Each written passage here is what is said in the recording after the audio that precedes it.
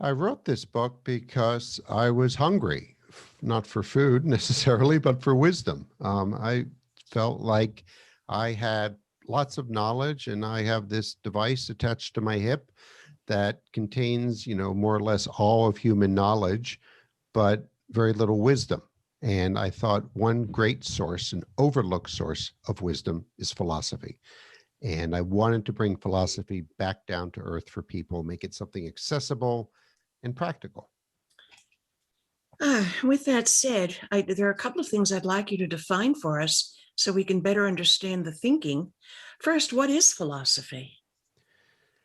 I like the origin of the word, which comes from the Greek philosophia, which means love of wisdom. So philosophy is the love of wisdom, and a philosopher is someone who loves wisdom. Doesn't say anything about being a smarty pants or about using convoluted sentences. It's simply that, the love of wisdom and the pursuit of wisdom. And I think, the field has lost its bearings in the last few centuries. And I hope in some small way my book can bring us back to that original source, which is how to lead richer, more meaningful lives. To me, that is what philosophy is all about. And really, wasn't that the essence of what philosophers were looking for, the meaning of life? I would say not exactly the meaning of life, but leading meaningful lives. There's a slight but important distinction there. Very which important. Is we may never figure out what the meaning of life is. You can try asking Siri or Alexa, and you will not get satisfactory answers because I've tried. And you can even ask religious people and professors of philosophy about the meaning of life. You'll get as many answers as people you ask. But leading a meaningful life, that's something different. That's doing things, activities, and pursuits that make your life richer and the lives of those around you richer as well. And to me, that was the original purpose of philosophy back in ancient Athens in 400, 300 BC. Philosophy was, basically Oprah and book clubs and the university and fitness centers sort of all rolled up into one. When you signed up for a philosophy school, that's what you were getting. So we're looking for really what's important to us and to other people around us. And these philosophers that you chose in this particular book, two questions about that. Which one of these folks, these incredible minds, was your favorite philosopher? And then to add to that, perhaps they were in pursuit of what wisdom was all about. But Eric, what a bunch of misfits. Well, first of all, asking an author, who their favorite character is like asking a parent who their favorite child is. They're all special, but some are more special than others. I'm particularly fond of Michel de Montaigne, the French essayist and philosopher. I felt very simpatico with him. And I like Mahatma Gandhi and his teachings of nonviolence and his whole approach to life. So a Frenchman and an Indian, very different parts of the world, but those two were among my favorites. Were they a bunch of misfits? Absolutely. They were slobs just like us. And that was one of the purposes of my book, was to knock them off their pedestal, bring these philosophers back down to earth where they belong.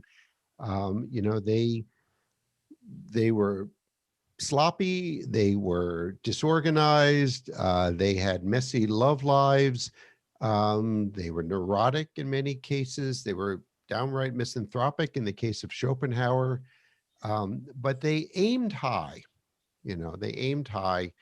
and they tried. These were heroic figures, failed, flawed, but heroic figures. You say the two words, I wonder, as containing the seeds of all philosophy. Do you mind expanding on that a little bit? If you think about it, every human advance and every personal breakthrough begins with those two words, I wonder. And implied to that is, I wonder if there's a different way of doing this. I wonder if there's a different way of thinking about this problem. And wonder and curiosity are often used synonymously, but I think they're different, and I actually prefer the word wonder. Curiosity has this restless quality to it.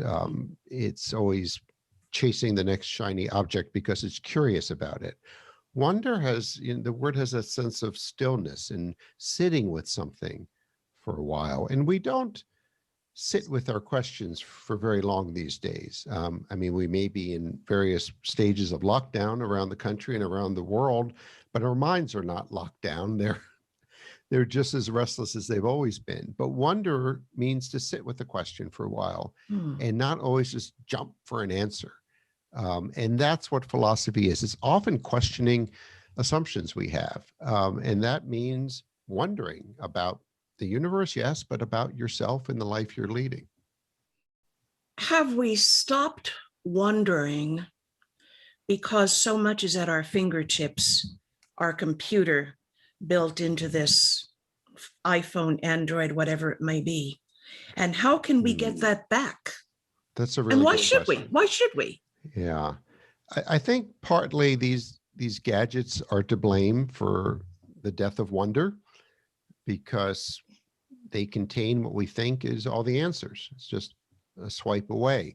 But we confuse data and information, information and knowledge, knowledge and wisdom.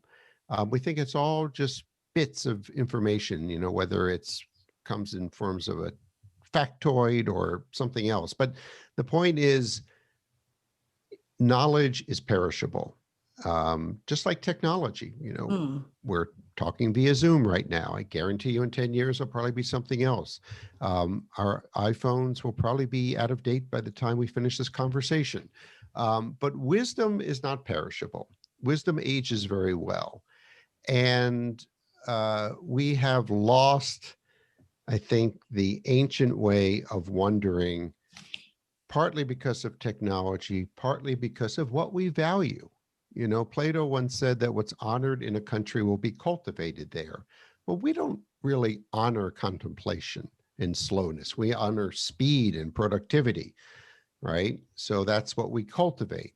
So this sense of wonder and sitting with questions has largely escaped us, and we don't value it.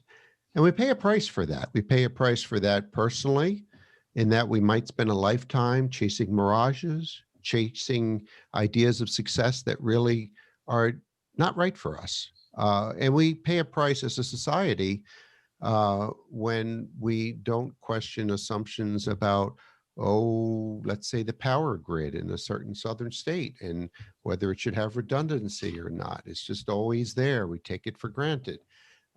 So wondering is actually what makes us human. And I think we can and should return it to its primary place in our lives. Hmm. I'd like to come back to something because the words may be misinterpreted. Knowledge and wisdom. We go about in the pursuit of knowledge and stuffing our heads and getting more degrees and reading more books. How is that so different from wisdom? And why does it matter? It is actually quite different. And we assume that if you have more and more knowledge, you will achieve wisdom then. And it doesn't work that way. You can, in fact, know too much. You may know people who have multiple PhDs, but are not very wise. Their knowledge trips them up and gets in the way. There was a British musician named Miles Kington who said it well. Knowledge, he said, is knowing that the tomato is a fruit. Wisdom is not putting it in fruit salad. I think that is a very wise statement because wisdom is what we do with our knowledge. It's a how, not a what. And we're just consumed with the what, with accumulating more whats. And we have very little time for whys and hows. And just knowing more doesn't make you wiser. It's more like a skill. And that skill is something you incorporate into your life. It's an outlook. And it's not just an accumulation of facts and figures or even theories. This is why we say that there's the wisdom of the child. The child doesn't know a lot, but they can be very wise. People from different cultures can be wise. It's not always, it can be that you have both knowledge and wisdom, but they don't necessarily go together. Interesting. Now, one of the things that I both wonder about and I'm curious about, Groundhog Day is your favorite movie? Isn't it yours? I'm going to have to watch it again. I love it. I love it. I think I want to know why. Because it is, I think, like myself, both funny and wise. It is often, people think it's a romantic comedy, and it is on one level, but it operates on a much deeper level too. When the character, Bill Murray's character, Phil the weatherman, wakes up, for those who have been in a cave and haven't seen the movie 100 times like me, he wakes up in Punxsutawney, Pennsylvania, and it's Groundhog Day again and again. He's going to do the same silly report. And how does he come to terms with that? What does he do? And he goes through these stages. First, he's in denial. This can't be happening. Then he tries to game the system to get wealthier, to sleep with beautiful women. And eventually he comes to a place of helping other people and a place of acceptance. And I think the message there is that this is the cycles that we go through. And if you believe in Friedrich Nietzsche's theory of eternal recurrence, which predates Groundhog Day by a good century, it's this theory or this thought experiment that our lives repeat themselves. The universe repeats itself, so that you, Niki, will live the same life over and over again. And the question is, are you living the life you want to live over and over again? And if every moment is repeated for eternity, there are no small moments. So it is an interesting thought experiment, and it plays out with some variations for Hollywood in Groundhog Day. All right, so I will watch it. I'm not sure about the 100 times, but that's all right. I'll watch it at least one more time. How's that? I appreciate that. One of the things that you quote a gentleman named Maurice Rieseling, is that right? Yes. And he said that sooner or later, life makes philosophers of all of us. What did he mean by that? It means if you're humming along and life's not a problem and everything's going swimmingly, you may not turn to philosophy and ask these deep questions.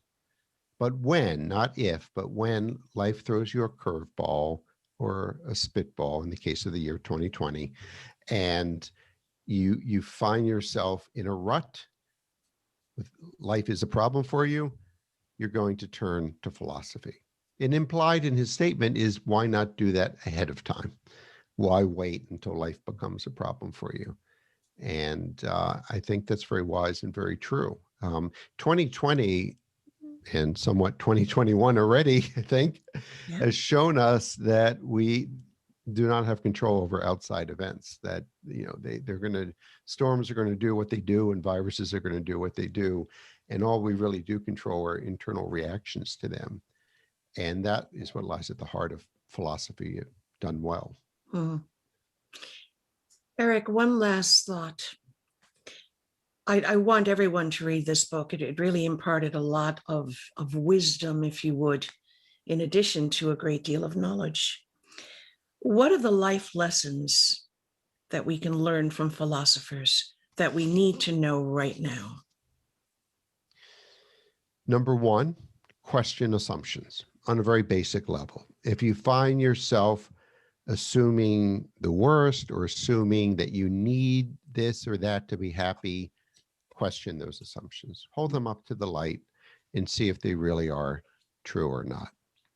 Number two, as the ancient Stoics would say, control what you can control, accept what you cannot. That is Stoic wisdom, which has made its way into 12-step programs, but it goes back to the ancient Stoics. Recognize that so much externally is not up to you. What is up to you is your internal reactions to it.